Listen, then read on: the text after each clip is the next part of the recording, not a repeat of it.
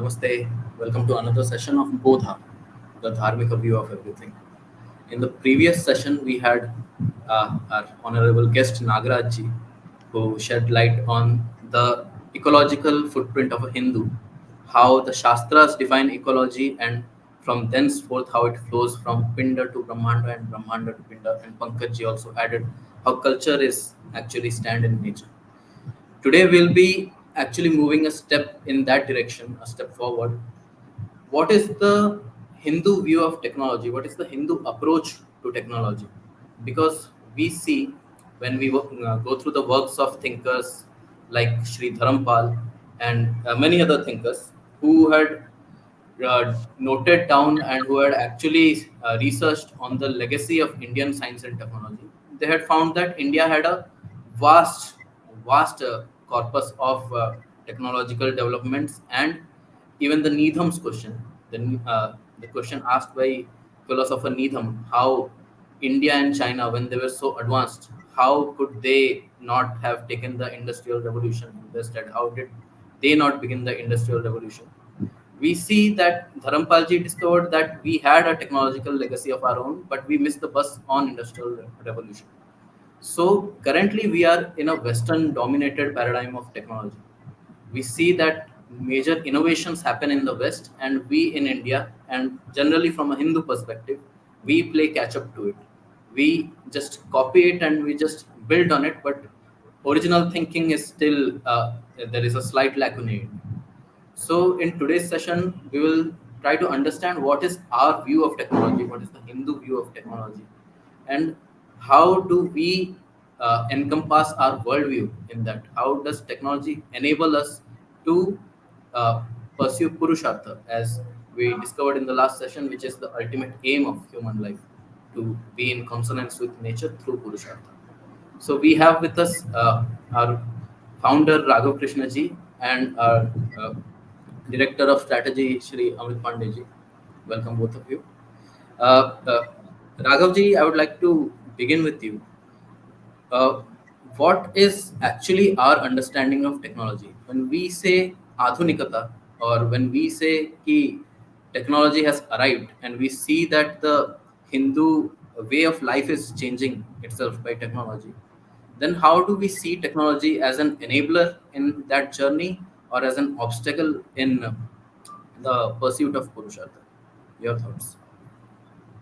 Right, cool. Feels rather nice for Anshuman to be asking these questions in a public forum, and both Amrit and I pretending that we are taking him seriously and answering these things. So let's play it out. But Anshuman, it's actually uh, appropriate that you asked this question, and in the backdrop is Swami Vivekananda. I can see Swamiji's photo behind you. I think the Hindu view of technology, like many things in modern Indian imagination, comes to us from his vision and the way he engaged with the Western world, and his most famous dialogues, of course, with the leading scientists of that time. And I think we need to disambiguate between science and technology. Technology, of course, is the ability to deploy science using certain tools towards specific purposes with greater efficiency. But what you were talking about in terms of Dharampalji's work and the great tradition that India has always had of science and the ability to convert that into tools for efficacy, that's our legacy. We cannot call ourselves a civilization without some kind of technological advancement, right? Now, the question is, what does the word technology conjure in our minds today? I think it's always interesting for me to begin there because it tells us what are the subliminal, storage values that we have. The minute I say technology and the minute we talk about technology today, you probably get a image of a computer. You'll probably think about advanced robotics. You'll probably look at genetics. You would look at things which are in labs. All of that is, of course, coming to us from a certain advancement in history, right, that has happened at a certain point in time. But when we think about technology in the Hindu way, we would also look at yoga as a technology. Sadhguru, for example, has made this very, very popular, that yoga is the inner technology. It is the technology of the self. He talks about it as inner architecture. So for us, the idea of technology is not just the empirical observation and refinement and repurposing of material in the nature towards greater outcomes and outputs with greater efficacy. it is also about the fundamental purpose itself. And the fundamental purpose is axiomatically fixed as Purushartha. So when the question of Hindu view of technology is asked, then we are talking about the Dharma of technology, fundamentally. Right? Dharma is that which sustains. So for us, either the human conscious behavior is elevated to a level where it can deal with this technology responsibly towards that axiom, or we actually look at creation itself to be consonant with the level of evolution of humans as a whole, to think about the prayojana first. And this is what Shastra based thinking gives to us. Shastra, rather than dogmatically asserting technology as a universal value and progress as linear, will always ask us to think about prayojana. It will first and most decidedly insist that you figure out what are going to be the implications. You don't do that after you create it. Right? You don't climb Everest and then look around for oxygen. You would plan it from the base camp. So for us, it would be around the level of evolution of human consciousness. Sri Aurobindo, like we keep saying, is probably the greatest theorist there is, or the philosopher of technology ever, right? Because the technology that he is talking about is he's actually getting the God consciousness down to earth and lifting human consciousness to be able to receive it. There is no greater technology than that. But his work was actually silent. His work was to actually do the yoga to make sure that we become capable of such receptivity. So, firstly, the Hindu view of technology is that we are not against technology. Technology has always been there, and the fundamental science to guide it has always been birthed in India. The great tradition of science and scientists, Shastra is something that combines all of these things, and that's always been there. Even today, if you were to look at it, you mentioned Needham's question, and many people have actually answered it differently. Radham Narasimhaji, we are aware, he said it's what India didn't look at. It was not like it wasn't in the purview, but it didn't probably fit with the worldview that we had, that we would extract nature at that level. I was just reading another very interesting book. It's called The Material World. And this is a dimension that I haven't thought about earlier, at least. And it says that the history of industrial revolution has to be thought of from fundamental materials. And the most fundamental of these materials is glass.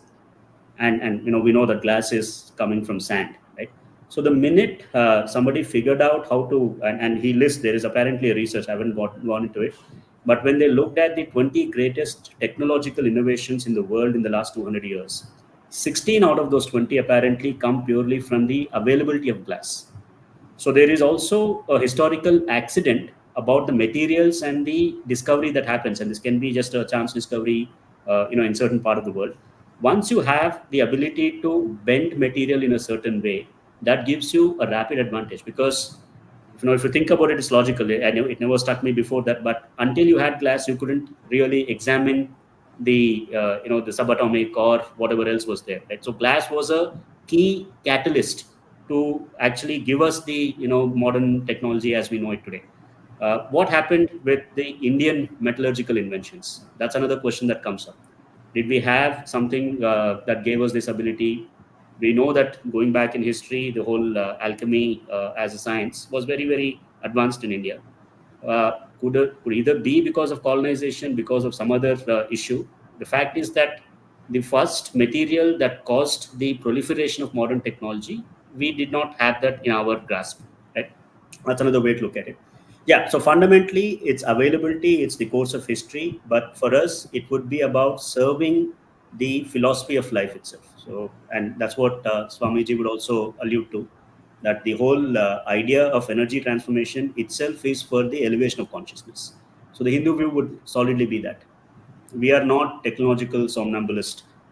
We are more technological analyzers to see how it fits the human life. True. And just picking a thread on what you mentioned, on Sri Aurobindo being the greatest philosopher of technology, uh, one can actually assert that there are actually two strands to technology, perhaps. One is an internal technology, and one is the external technology, the materialistic technology. And in our worldview, probably it would be that both those technologies are intertwined, and they are actually not dichotomous in nature. Yoga Yeah. enables our own consciousness upliftment, and perhaps the material advancement is also in that line. I would like to Yeah, draw in Amrit Ji here. Ji. Uh, I would like to draw him in here because for those who don't know Amrit Ji, he is a tinkerer. He describes himself as that. He likes to play with new technology as and when they arrive, and he is entirely fascinated and absorbed by them. So, Amritji, I would like to ask to you, for those who have this bent of mind, who are always out on the lookout for new technology, who are always uh, seeing ways to do things differently, utilize things differently, and there is a conservationist strand in any tradition, be it Hindu or be it any Judeo-Abrahamic. But since we are Hindu, we'll say, for example, the Hindu tradition's conservationist approach and the urge to play with technology. How do you see them both together? How do they interact with each other? And uh, what is it in our worldview that enables us to know the limits and play within the limits, not subduing our desires, but not killing nature itself in the process? Yeah, Your yeah. thoughts on this? So I think you picked up on a good word there. You used the word conservative. Let's keep that word in mind. But let's start with the example of what is one of the earliest technologies that mankind invented or deployed, which would be controlled fire. Now, fire and controlled fire as this earliest technology, it looms large in almost all world mythologies, world cultures. We can take the example of the Greek culture and the Vedic culture. In the Greek culture, we have the example of Prometheus, who stole fire from the gods. And for this, he was punished. He was penalized by the gods. So there are some important themes that play out here. Number one, this idea that technology is a kind of higher power. It's kind of a godly magic that humanity acquires. That is what the myth of Prometheus is showing. That it belongs to the gods, but Prometheus dares to bring it down to humanity. Now, this also reflects humanity's own push, humanity's own imperatives and drives. Why can we not have the fire? Why do only the gods get to play with fire? And this is a fair imperative. This is what has pushed us along a lot of the way. But in this penalization of Prometheus is the theme of hubris. That do we get to play with all the tools of the gods without having all the wisdom of the gods? And this double-edged sword, this double-edged implications of technology are so deeply embedded even in Greek mythology. That means that humanity has been playing with these themes, has been grappling with these themes for a very long time. Now, look at what happened in the Indian example.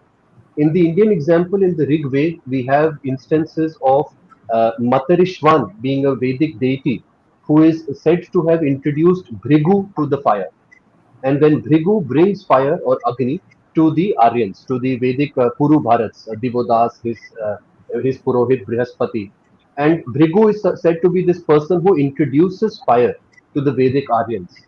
What does Agni become in the Indian context, in the Vedic context? And here we touch upon what we've been talking about, this inner technology and outer technology. So on the surface of the Rig Veda, we see all of these as these naturalistic mantras, naturalistic phenomena, where Agni is this ritual physical Agni, the physical flame of the Yagna.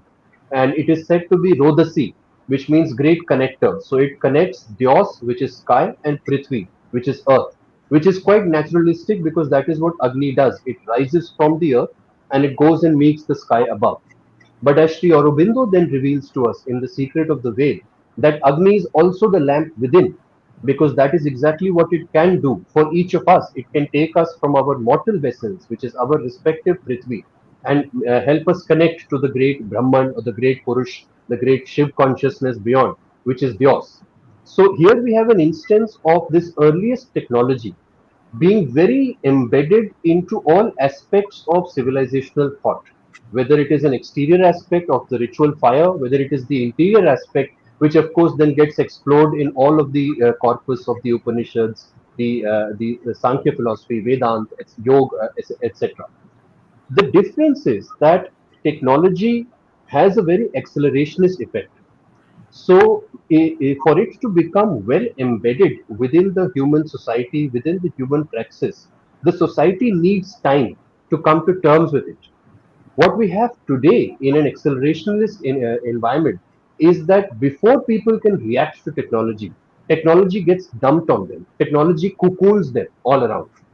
And for those of at least our generations, we can reflect on this from the time when I remember as a very young boy, the first digital diaries had come on board. When prior to that, we used to keep phone numbers in our mind, so there used to be physical diaries. And when the first digital diaries came, my father wouldn't play with them. I used to play with them. And I used to store phone numbers, though I never had need of any phone numbers. My father had need of phone numbers, but he stored them in his mind or in his physical diary. And within my lifetime, look at the change that has come, that we are now, of course, on smartphones and we don't even remember phone numbers anymore. By the time this has happened, now we are starting to reflect that, oh, what are smartphones doing? They're hijacking our attention and all of that language that we can get into. But is 20 years, is 30 years enough of a time for technology, for society to acclimatize to any new technology? What we find in the Hindu experience is this lean towards conservatism. So, when we say that there is a lean towards conservatism, what we mean is that there is a great intelligence that disruptive technology or disruption for its own sake is not to be pursued. That it is better to be conservative when it comes to technology, because technology inherently has a double edge. It can cut or it can harm as much as it can create, and technology has an accelerationist effect. So even in the Vedic texts, we also find small instances where, pots that are hand shaped are preferred to pots that are shaped on the wheel, the potter's wheel. And pots that are shaped on the potter's wheel are in fact said to be asuric pots because they've been created using asuric shakti. Now, what does this mean? This does not mean that there is an anti-technology bent. All it means is that there is this great realization that in a human being doing something, effecting something, creating something through their own charya, through their own labor, and this is what we wanted to get into, is far more conservative an act, far safer, far embedded and harmonious an act than a human exteriorizing that labor. And we can find special instances where that is fine, but just the template of exteriorizing one's labor can take us towards disruptive trajectories which are hard to keep track of, which are hard to maintain, which then do not give us enough time to get them embedded in a harmonious way. So this is just to give some of that background to technology. But otherwise, we also know that, I mean, this is a civilization where in 2500 BCE, we were already irrigating our farmlands all year round. We were already creating canals. We already had sanitation technology, for example, we know in the Indus Valley civilization. We were already engaged in complex metallurgy. So we were extracting shiny things out of rocks like iron. We were creating alloys and we were trading them long distance to places as far as the Middle East, to Yemen, to modern Bahrain, to Socotra off the coast of Djibouti, just off the coast of Africa. So long distance trade of extracted metals. This itself involves so many technological trajectories. So therefore, there was definitely a technological bent in the ancient Hindu civilization, but it was a bent that was given towards conservatism, which means that there was no place for disruptive technology. Disruptive technology was inherently seen as asuric technology. Whereas today, in the modern world, we find a situation where disruptive technology is the one to be chased. It's the one to be pursued. It is the one that is valued.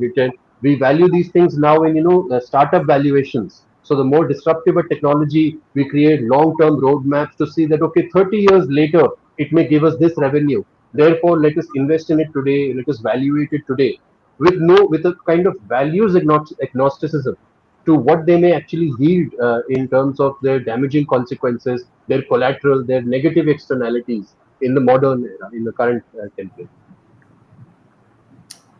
Perhaps that's why even the mental effects of technology that we see are actually these side effects that perhaps were already imagined by our sages. Ki when you try to use technology in that way, that perhaps that is why it is called asuri. But Yeah. if if we are to have this conversation with, suppose, say, people from first world countries or technologically advanced countries, uh, our best guess would be that they would say ki no, you are still uh, not understanding the utilization of resources, perhaps. You are still, well, I just recently read a tweet where a western guy was commenting that there are either, well, apart from the western civilization, there are either dead civilizations or there are cargo cults. Cargo cults Hmm. being those who venerate what they don't understand, in that sense. So, and we see the, as you said, shiny object syndrome. We see many technological advancements, computers being one of them. Uh, Perhaps one of the most defining moments of humanity, being that one small step for man, one giant leap for mankind Sure. on the moon step. So, with all of that in perspective, if we were to convince our others to our point of view, and whether convincing should be done or not, that is also a whole conversation in itself. But if we were to convince and we were to explain to them key resources are to be utilized in such a manner that they don't harm the future generations, then how would we make the argument? For example, well, we can take a case, for example, space exploration. Many people say that space exploration is necessary. Elon Musk asserts that if we are not a multiplanetary species, we will be wiped out, just like dinosaurs.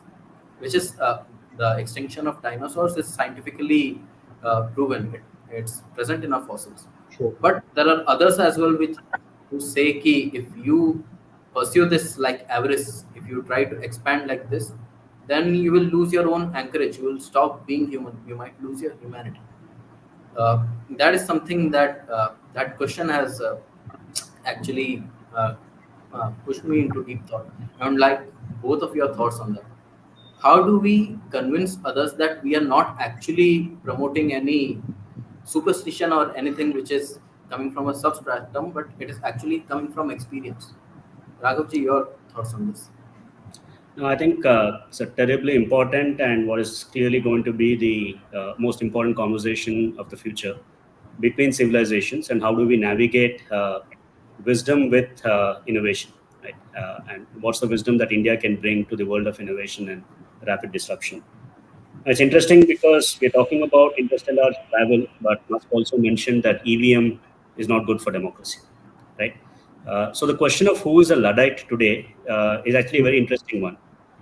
You probably remember that about 6 months ago, a bunch of scientists and leading AI theorists, they all came together, and I think Musk was also one of the signatories for this, where they said there should be a moratorium on the use of exponential technology or the research in that, because of the point that Amrit was saying, that your evolutionary space of social change and the kind of disruption that technology brings in, they are just jostling, and it's breaking down the society. So it's not just an Indian dialogue. There's a lot of dialogue within the West with this.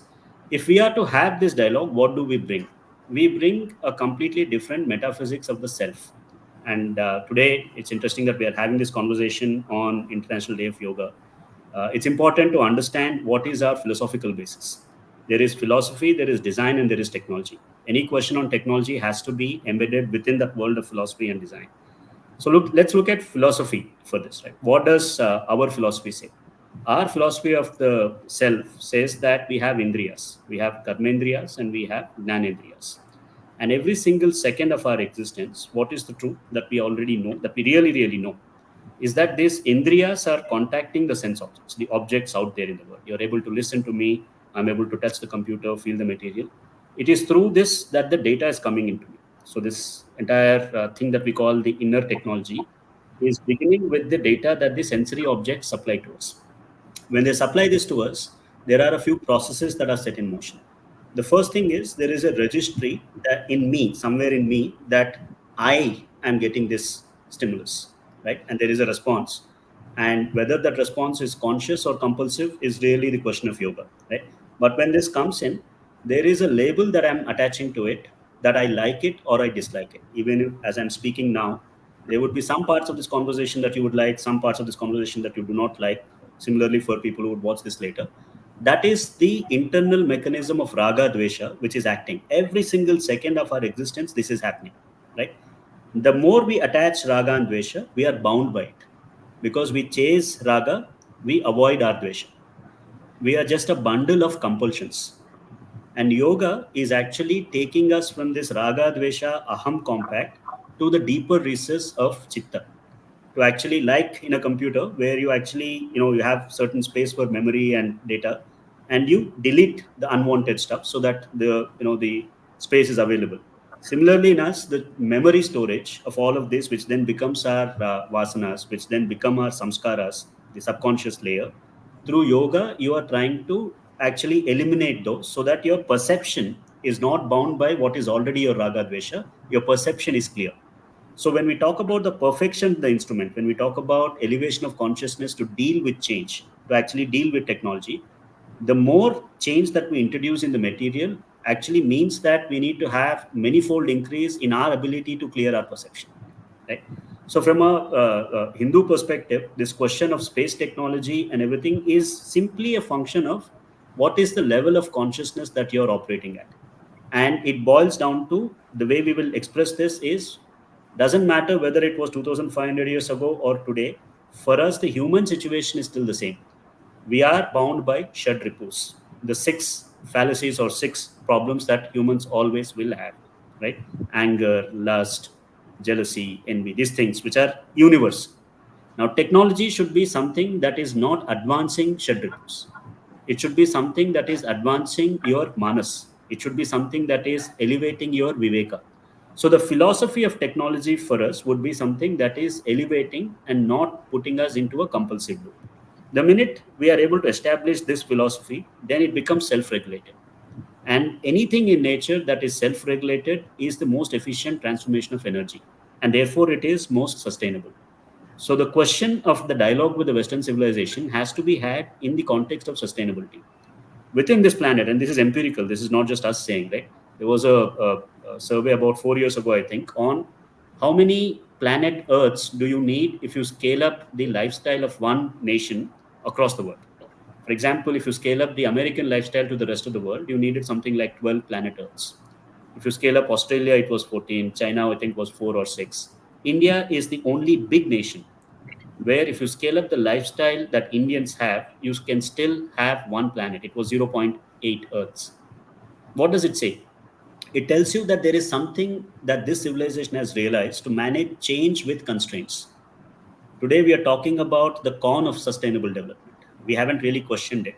We've already framed something as development. And then when we realized it was not sustainable, we added the word sustainable development. We didn't change development to regression. Look at the con. How can something that is not sustainable be called development? Rather, we were fooling ourselves, and the elites who control this were fooling the rest of us by calling something the same as sustainable development. So whether you go into interstellar travel, whether you look at tinkering nature, if you are sure that it is going to help humanity, sure, go ahead. But you haven't established that it is actually good for humans, and you just need to look at the data that's coming to us from the Western world on psychological health, on loneliness, on the increase of war, on what is going to happen as we get into inflation and de-dollarization.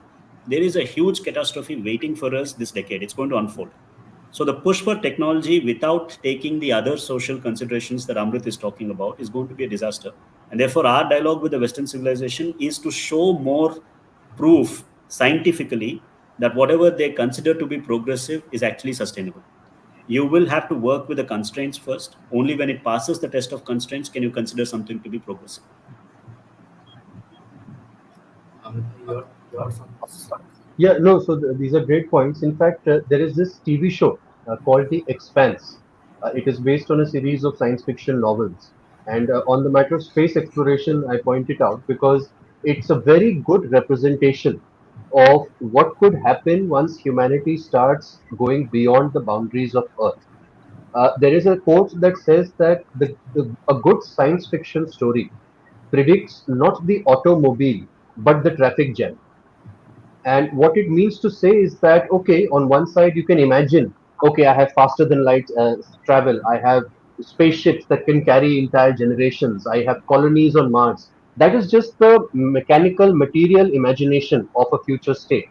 But what happens to the society? What happens to humanity under the effect of these technologies is the real science fiction question. or is the deeper question. Now, in the expanse, it shows us that it imagines a future state where humans have colonized Mars as well, and they have colonized the asteroid belt that lies between Mars and Jupiter. So Mars and Jupiter are separated by an asteroid belt, which actually Jupiter's large gravity protects the Earth from, because it kind of captures these asteroids that would otherwise come deeper into the solar system. And humans are mining these asteroid belts for different kind of materials and metals, etc. But the people who live on those asteroid belts have become a kind of underclass. So they've become kind of the lower class of society, the laborer class of society. The people, elite people of Earth and Mars, live on these very great planetary societies. You know, on Mars they've got domed societies, artificial Earth, artificial sun, artificial trees, good education, access to the best medical technologies. And the people living on the asteroid belts are, you know, like the coal miners of today, or something like that. And so we have explored space. We have fulfilled in that state. We have fulfilled Elon Musk's great dream of, you know, having at least two planets to live on. But have we changed the fundamental human condition? No. In fact, we have actually exponentially increased even that. We've replicated the same kind of hierarchies, the same kind of social problems, just on a larger scale. Why has that happened? That has happened because of the values agnosticism. So to come back to the question that, okay, what is our contribution on the matter of, let us say, something like space exploration? Well, to begin with, there is of course no dismissal of sheer human curiosity. There is no dismissal of sheer human drive. You know, like the great mountaineer, I forget his name, who was once asked that, why do you climb Mount Everest? And he said, because it's there. It's as simple as that. So there is no denial of this simple drive that has characterized our species and arguably has been one of the factors in differentiating us from even our closest cousins, the chimpanzees and the gorillas. That is all fine. But one, the individual pursuit of curiosity for an individual's sake, one man, a woman climbing a mountain, that's very different. But the cocooning of a technological enterprise for all of society, one with values agnosticism, or two, even worse, with a kind of patronizing arrogance that we know what is best for you, we know what you need. And look at how many ways we have already crossed that Rubicon, right? Let alone space travel. Think of something as simple as the human kitchen. So, in the modern kitchen today, we have the refrigerator and the microwave. Are these great pieces of technology? Well, consider the fact that in ancient India, for example, and I'm sure this might have been the case elsewhere as well, we had that one simple mud earthen vessel which sufficed to keep water at a sufficiently cool temperature, even in the hot summer months. We had a praxis of cooking only as much as we needed to eat on that day. We had a praxis of not wasting food. We had a praxis of always cooking the regional foods, the local foods, the vegetables that we are growing during that season. And for the stuff that we wanted to preserve, so to speak, we had the preservative technology of achars and pickles, etc. Now, is this a system that even needed the refrigerator? Is this a system that even needed the microwave? Today, of course, because we have the refrigerator and we have the microwave, our lifestyles have adapted to this greater level of actually degradation and waste. So today we may cook more than we need because we can store it in the fridge and eat it tomorrow. Now, is this good technology, or is this technology that has shaped human behavior towards a more damaging way of behaving, towards a more destructive way of behaving? So this has happened because not because the refrigerator is not a good technology to pursue. I'm sure there are many cases, there are many ways where we need something like the refrigerator or the microwave. That's not the point. And the same applies to even something like space exploration. That challenging the point of the technology is not our intent, but challenging what is the value of this technology, what is the shaping of human behavior that this technology will bring, what will be the long term consequence of generations using this technology, and after, let us say, a space of 100 years, have we moved back in time in terms of our behavior, or have we moved forward in time? That is more important. And of course, the Western world has also begun to realize it, because that is why we have things like sustainability now coming into the picture. I remember I read somewhere online. I mean, look at the irony of the fact that we look down upon the ancient people who worship trees, but today we celebrate World Environment Day, right? So it is this is the kind of a disconnect that modern technology creates, and it creates it in a way that we don't even notice. By the time we notice, it is already all around us, right? So today, for example, there may be households that eschew the use of microwaves, and therefore they have to impose a great amount of self discipline, self control, daily routine and regimen in order to do that. But the normal human state, the steady human state, lives within microwaves and refrigerators. And of course, on the parallel now, we have so much research already going on whether the radiation waves of these devices are they good enough? Are they good? The ways in which they damage our food, what may they do to milk that is microwaved in it?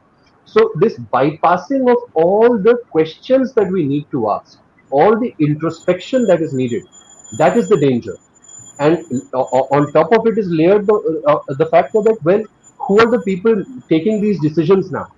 How is it that supposed billionaire capitalists get to decide this? Even if I am the world's best businessman, let us say, I know how to convert capital into profit better than anyone else. Does that give me the right to take these decisions for thousands, for millions, for billions of people?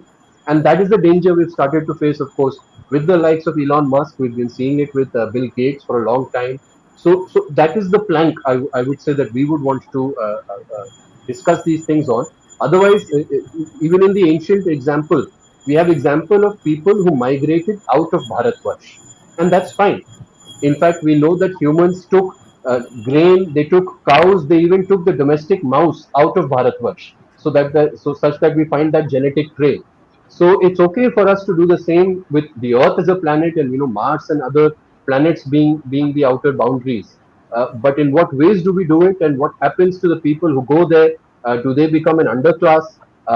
Does there become a hierarchy on the colony of Mars where Elon Musk's sons and grandsons get to rule that colony, while your and my descendants, if they happen to go there, become miners underground in horrible work conditions, just like today we have it in Amazon's warehouses? That is the question to ask, actually.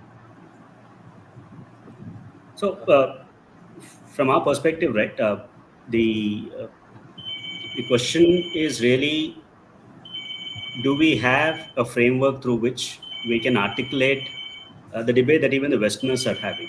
They're also having the same debate that exponential technology is fundamentally different from the previous forms of technology. One, it is not just the material it is shaping anymore, it is shaping your senses. Because a lot of this is about the desire formation process.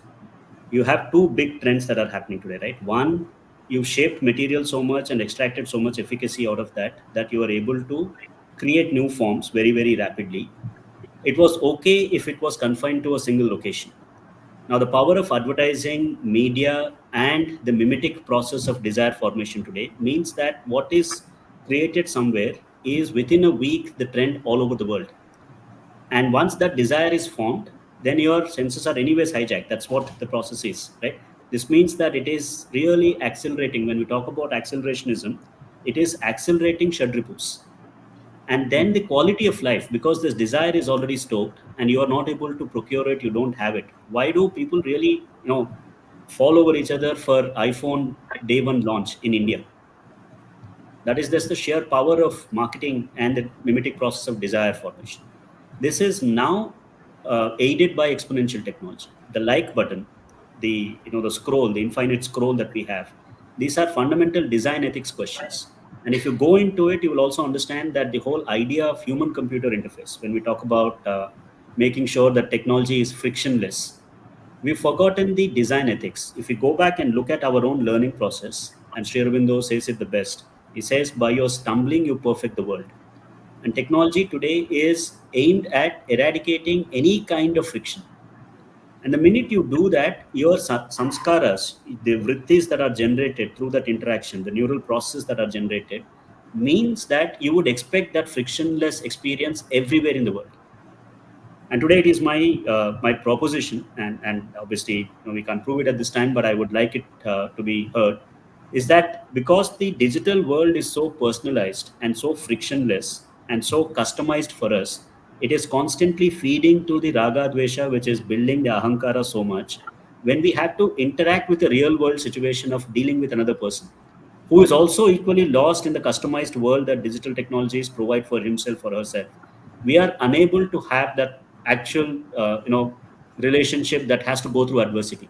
The first sign of adversity, we are in fact going back into our digital cocoons. And this is what Jonathan Haidt talks about. And this is not happening for adults, people well into their 30s, 40s, trying to deal with life.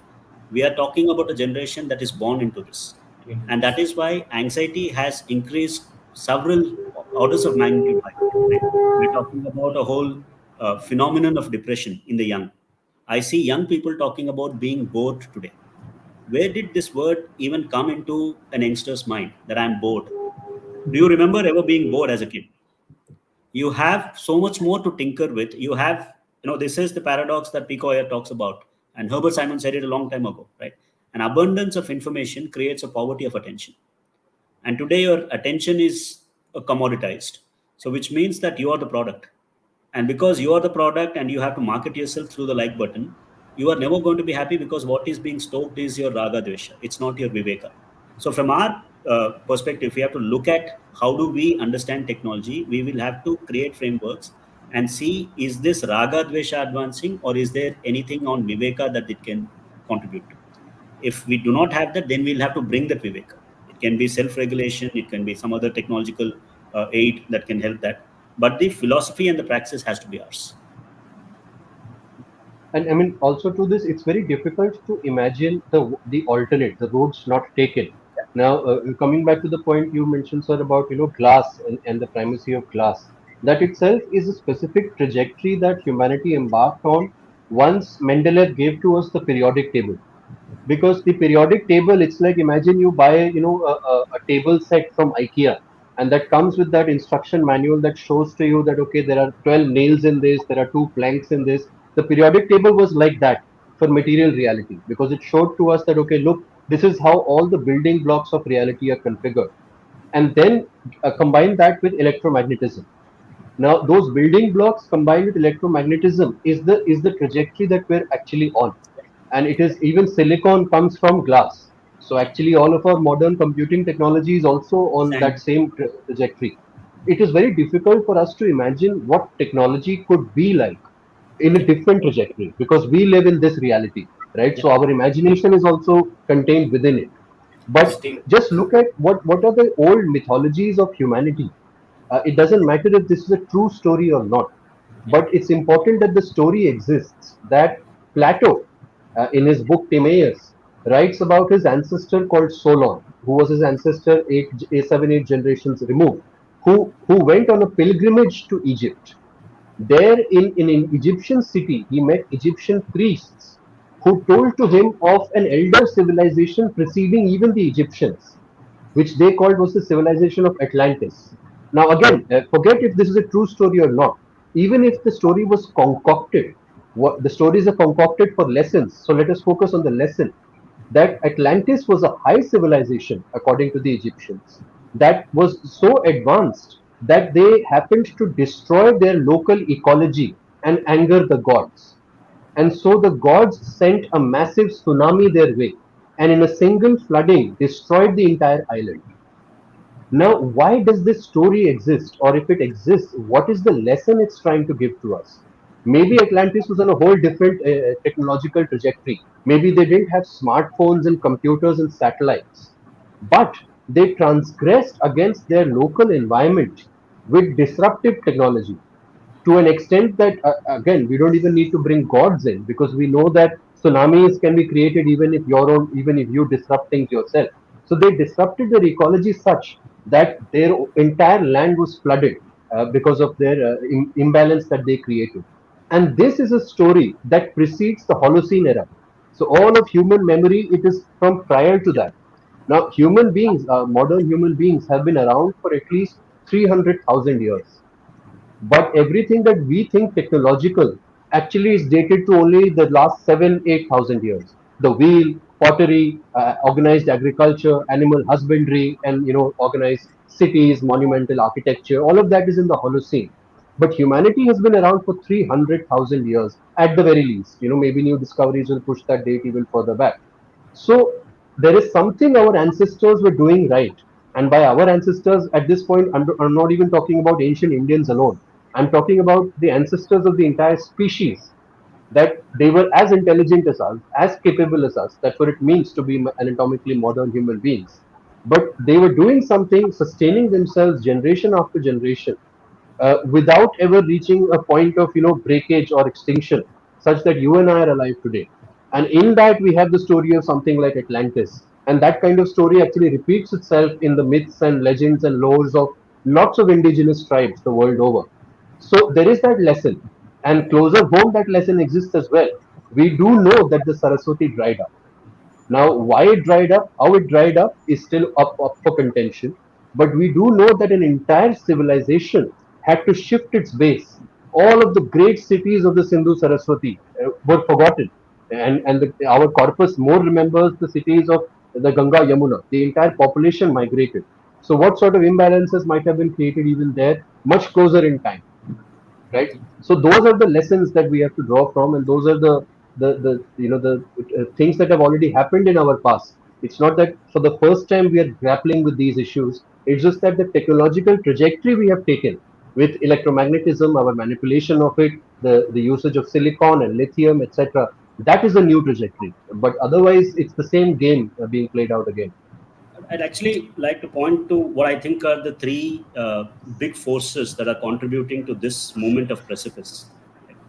One, I mentioned exponential technology. Daniel and others talk about it. That the human choice making and decision remained the way it was with tribal wars, but you Yeah. just have the power now. Well, that's what Amrit means, the power of gods. That your decision can now trigger worldwide catastrophe. But there are three, I think, forces that we can examine together, and we should look at it together from a Hindu perspective. The first one is the liberal atheist metaphysics. Right? Once you have the idea that there is only one life, and the life potentially by liberal atheism, I talk about nihilism, the fact that okay, there's only materiality to the entire world, and there is only one life, and therefore you need to maximize the time that you have. And because this is materialist, pleasure and maximizing time means you will have to consume as much as you can for pleasure, right? So the one life metaphysics provides the moral sanction or the worldview formation, because there is nothing that you're able to imagine as coming back. The self-regulation happens only when you are able to imagine that I am responsible for the actions that I commit, because I will have to come back and endure. Whether you take it ontologically or psychologically is a different matter. For us, for Hindus, it's ontological. But even like Voltaire said, even if there was no God, it's important to actually create that. You have to Hmm. understand the psychological importance of karma as well. But it should not be reduced to a psychological category. It is an ontological one. But be that as it may, first is this spread of the liberal metaphysics of one life through technology and through education. The cultural package that we are downloading, regardless of where we are born today, is the liberal cultural package of one life, right? One life, competition, enterprise, break the mold, break it, and then for ask for forgiveness. Those are all values that are being streamed. The second level is what I call the exponential technology. Not only is this idea that my desire formation and my reason to maximize my life through consumption is sanctioned morally, it is also aided technologically. New desires are being supplied to me constantly in the palm of my hand. Therefore, I don't need to work too hard to figure out a new trend that is being, beamed to me. Third is affordance. The free debt that capital creates this, then it monetizes it by actually creating the habits that we have as consumers. The free debt that is creating the money that can float all around the world and create this nice halo that anything that you want you can afford today and you can pay later. And that is a very very big force, right? So these three things: one, you have the moral sanction through the liberal metaphysics. You have the power of exponential technology beaming new desires every day, and it also have the illusion of affordance through easy debt. All of these three things, the world is in $250 trillion debt today. What does it mean? When you look at it from the Hindu metaphysics, debt is rina. There is nothing called write-off of rina. You hear about debt write-offs, every election season. You don't have a write-off in Runanubandha. That is why when we talk about Pancharina, those Pancharina is the way for Dharma to be upheld. There is no write-off there. Right? Similarly, when we look at it from a Hindu metaphysics of Rita, where think about the entire constellation itself, when Amrit talks about the harmony, the balance, Earth is at a certain distance from Sun, right? We have life as we know today only on planet Earth, simply because it is at the exact distance from Sun where life can really happen. If it was a little on that side, we would be burnt. If it's a little this side, we won't have enough sunlight to have life. Earth is holding its position, Sun is holding its position, Earth is going around Sun, Earth is also going around itself, and that's how you have the ritus, the seasons, the days. This universal pattern holding behavior in nature that we understand as Rita is the blueprint for any creation of technology. In fact, we had started this exercise of Rita in design, which was primarily as the playbook for technology itself, right? So we have to understand and find out what are these cosmic patterns that can sustain. And these patterns are there in every aspect of human life, from nature to your social life to your psychological life. There are certain moods that recur. There is seasonality, and the seasonality impacts you in a certain way, right? All of this has been understood in the Hindu way of life to keep you in harmony with nature. That's what we call dharma. That human behavior, which is in tune with Rata, is dharma, right? This is the philosophy that we need to take into this conversation with the Western civilization, because it frankly is struggling with it. And I follow and track a lot of these conversations. Excellent, extraordinary intellectual frameworks, but they are struggling with cosmology. They are unable to answer this central question. If we were to tell people that it is not consumption that gives you joy, what is the alternate metaphysics that can give them meaning for their life? And unless we answer that question, you cannot ask people to glean away, because you put them on the steroids. And that census is already hijacked. The samskara is already deepened. The samskara will play out. And that samskara playing out means that we will extract material more and more, which means that we will accelerate. Since 1950 to now, we've actually extracted more than we've ever extracted in the entire history of humanity. 2019 alone, we've mined more than we've ever mined in the entire human history. And we keep oscillating because it's become a political sort of struggle now between the Western right and Western left. Western right, which denies anything to do with climate and only looks at technology as a solution to that, and Western left, which has already made it performative and using it as a way to grab power. We will have to steer away from both these things, because we can see it in our experience. Amrit is taking this from Delhi. We know what's happening in Delhi this year. We know what's happening in the forest. We know what's happening in the mountains. This is not going to be a theory anymore. The fact that we will have to live with the choices of extractive technological capitalism that we've discovered is there within our lives. So there is an urgent need for this dialogue. Yeah. In fact, Dr. Sri Gautam Desiraju ji also makes this point that in Samuel Huntington's book Clash of Civilizations, the clash is supposedly between the Islamic civilization and the Western world. But he rightly points out that that is actually not the true clash of civilizations, because all that is actually a clash for control of the Within, resources of this planet. yeah. The true civilizational boundary is actually between Bharatvarsh and the rest of the world, because it is only Bharatvarsh or the Indian civilization that has not quested for territory and resources. It has quested for something much deeper, something much more fundamental.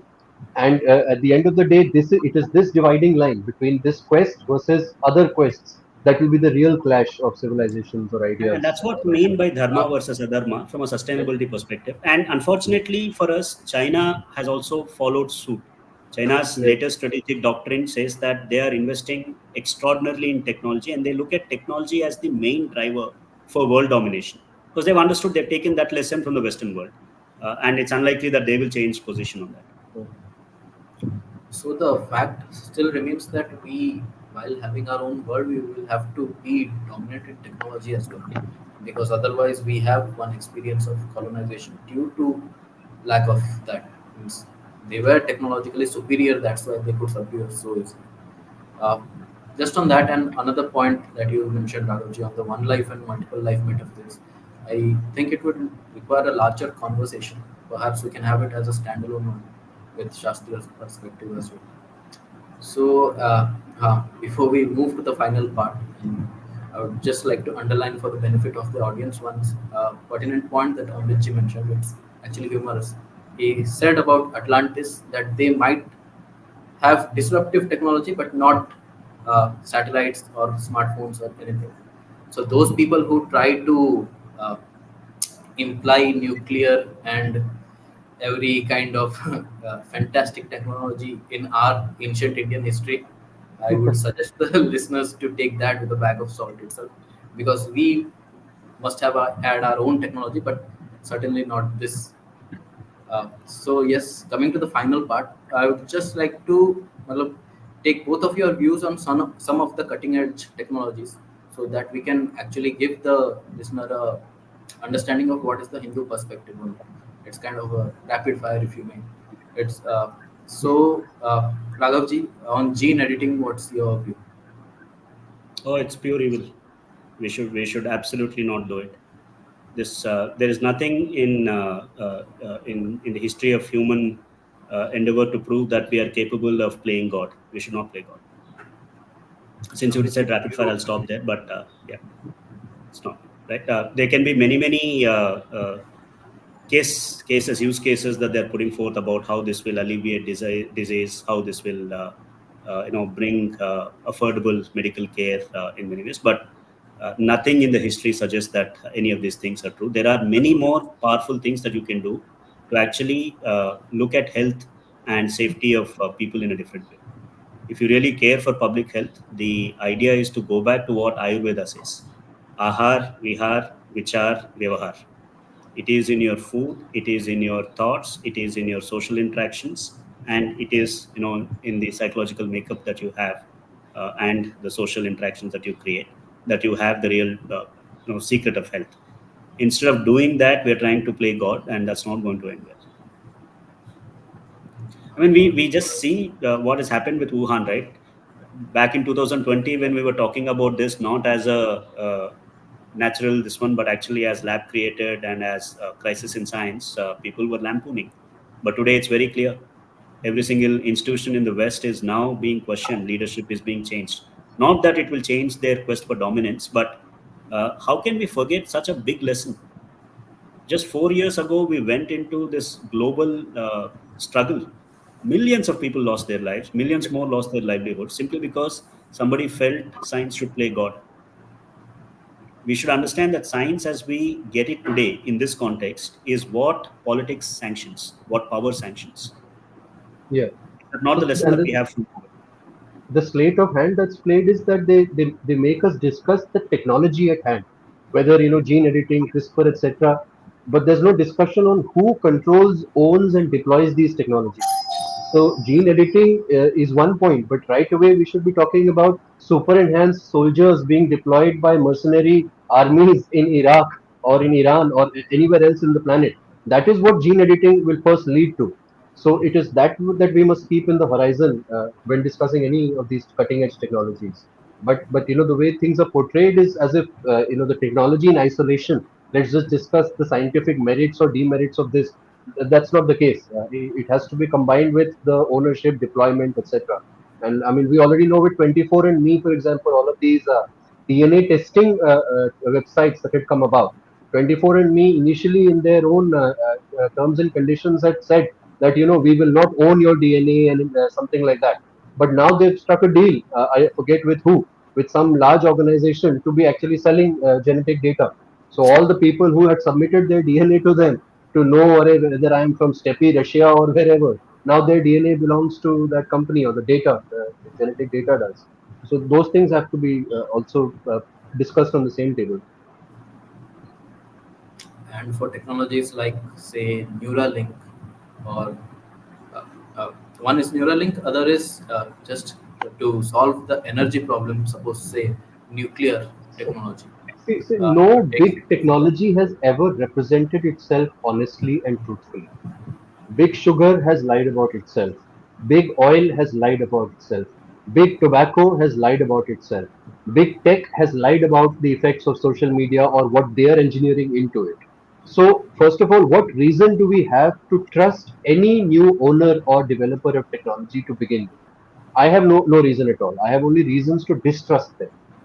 So, I mean, to answer your question in brief, that I have suspicions, first of all, about intent itself and about what they will do once these technologies are deployed.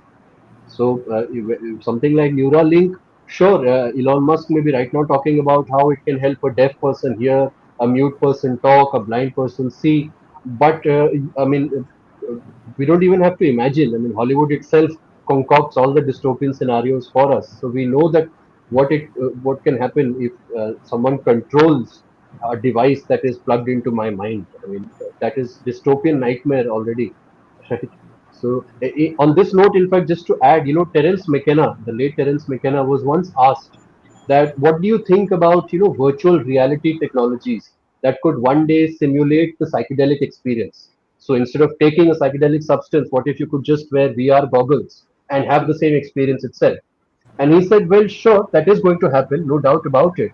But you can also be sure that it will be used to sell you more crapola, more gratuitous porn, more gratuitous violence, and it will be owned by Mech XYZ Limited, based out of California or somewhere. So why develop that experience when you already have the natural experience? He said it in the context of psychedelic drugs, of course, but the principle applies about what these things are really going to be deployed for. See, on energy, it's a very different debate, and we should have a separate conversation on that, and we should advance our own knowledge as well. Nuclear energy seems to be not just inevitable but urgent. What's happening in energy is that the cost of getting energy has increased tremendously, and what we talk about as peak oil now, and the cost of extracting that is unsustainable. Everybody knows this. This is the dirty secret in the energy world. So and like always, instead of acknowledging the problem, because it would then force us to change behaviors, cut down our economic estimates, reevaluate what are the priorities for humanity, we are pumping up this idea of green economy and transition and hydrocarbons and all of that. From whatever my current understanding is, the all of these solutions, including wind and solar, come with costs that are far greater than the benefits that are being proposed. Nuclear perhaps has some potential, and it is definitely going to be a key part of India's energy mix as well. We will have to examine the limitations of the nation states and the geopolitics as it is today to solve these problems that are universal.